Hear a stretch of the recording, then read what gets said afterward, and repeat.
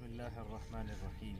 الحمد لله رب العالمين، والصلاة والسلام على أشرف الأنبياء والمرسلين نبینا محمد وعلى آلہ واصحابہ اجمعین اما بعد.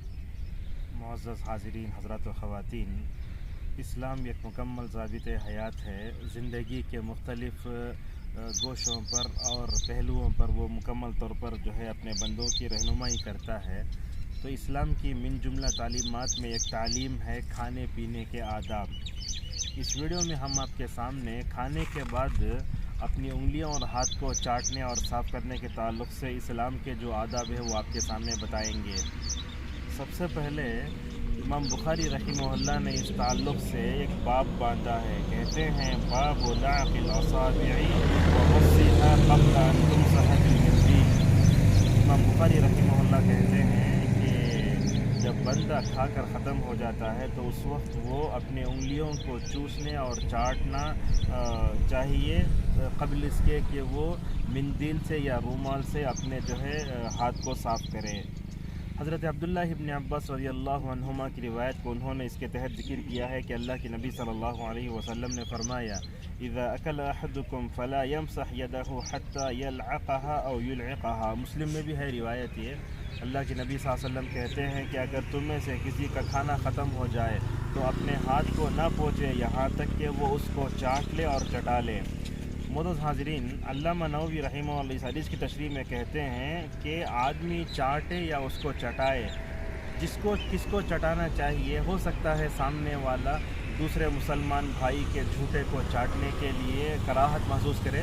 اسی لیے علامہ نووی رحمہ اللہ کہتے ہیں کہ مثال کے طور پر شوہر اپنی بیوی کو، اپنے خادم کو یا کوئی بھی اپنے جو ہے کسی کو چاہنے والے کو چٹائے، جیسے استاد ہے شاگرد کو چٹا سکتا ہے. اس طریقے سے علماء نے اس تعلق سے مکمل طور پر باتیں بتائی ہیں. اور اسی طریقے سے رسول اکرم صلی اللہ علیہ وسلم کی اس تعلق سے جو بھی حدیثیں آئی ہیں، یہاں آپ صلی اللہ علیہ وسلم کا جہاں قولی حدیث آئی وہاں فعلی حدیث بھی آئی.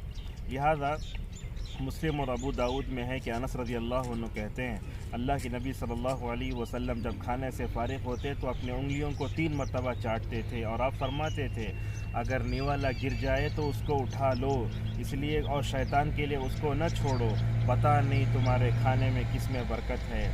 یہاں سوال یہ ہے کہ کھانے کے بعد انگلیوں کو اور جو ہے ہاتھ کو کیوں چاٹنا اور چوسنا چاہیے.